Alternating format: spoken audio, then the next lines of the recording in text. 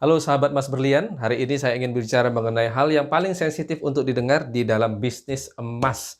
Saya ingin menyarankan ke teman-teman bahwa berhentilah membeli dan menyimpan emas. Ini mungkin hal-hal rahasia yang tidak pernah dibukukan, bahkan tidak pernah diungkapkan dimanapun itu. Dan ini tabu untuk dijelaskan. Kenapa Anda tidak harus membeli dan menyimpan emas? Harusnya tidak.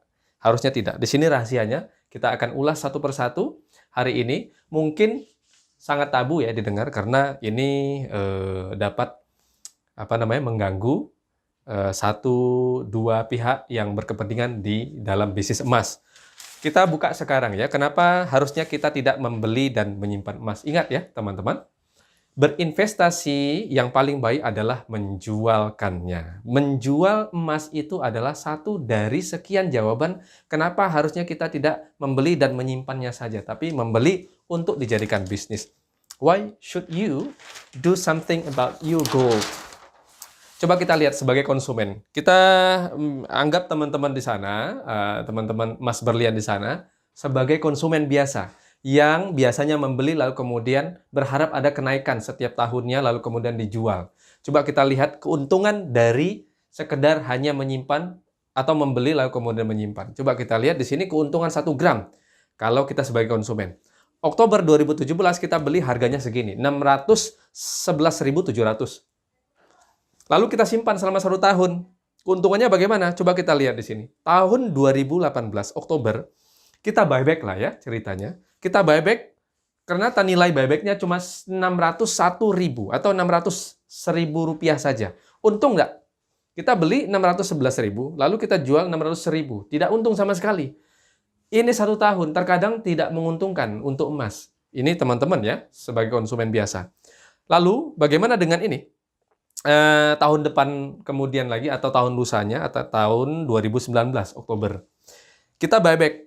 Ya, dulu kita beli 611.700. Kemudian kita buyback 697.000. Ya, 697.000 ya, segini. Nah, di sini ada untung. 2 tahun nunggunya. Ngapain harus nunggu lama seperti ini? Coba, keuntungannya berapa? 85.300. Ini lama sekali untuk untung demikian. Kalau punya sekilo, oke lah. Dikali, misalnya ini dikali 1.000. Lumayan untungnya. Tapi kalau nyimpan cuma berapa gram saja dalam sekian tahun, wah lama sekali. Tidak untung-untung.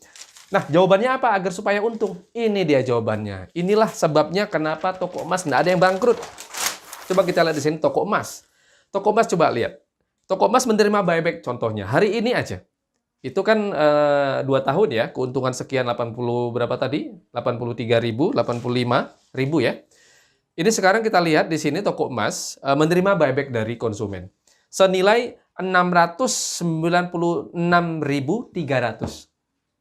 Setelah mendapatkan harga ini ya, si toko emas membeli ini dari konsumen, lalu dia jual harga 1 gram itu dengan harga dunia. Segini, 793.200.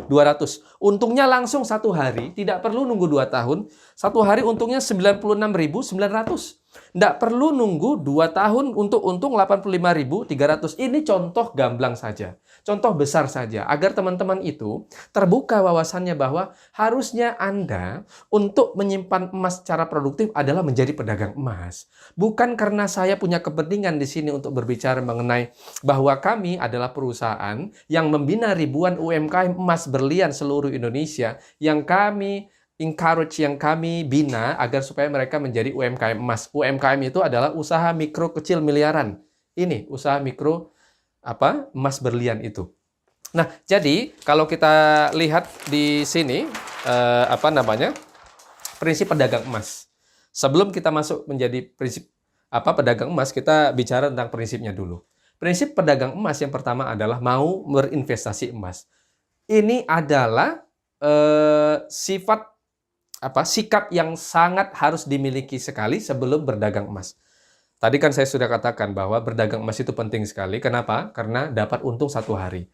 Ini jawaban yang sebenarnya saya ingin jawab nanti di konten berikutnya tentang kenapa Anda harus berjualan emas. Sekarang saya ingin menyampaikan kenapa harusnya Anda tidak membeli dan hanya menyimpan saja, harusnya menjual. Oke, sekarang tadi sudah paham ya tentang kenapa Anda harusnya menjual. Sekarang sebelum Anda menjual, pahami dulu prinsip pedagang emas dulu. Pertama, mau berinvestasi emas. Kedua, memahami sistem jual, beli, dan buyback. Ketiga, mau memperkenalkan diri ke masyarakat. Tahun 99, toko emas yang sifatnya UMKM itu tidak ada. Kenapa? Karena tidak semua orang tahu tentang harga emas. Yang tahu harga emas itu hanya toko-toko emas. Kalau zaman sekarang semuanya serba ringkas, semua serba informatif dan cepat. Informasi ada di HP kita. Tinggal lihat saja harga dunia, kita bisa bermain, berdagang di situ. Nah, di sini saya ingin sampaikan lebih dalam lagi nanti tentang kenapa Anda harusnya tidak membeli dan menyimpan saja, harusnya dijual. Bagaimana cara menjualnya? Tunggu kami di beberapa episode atau di beberapa konten berikutnya.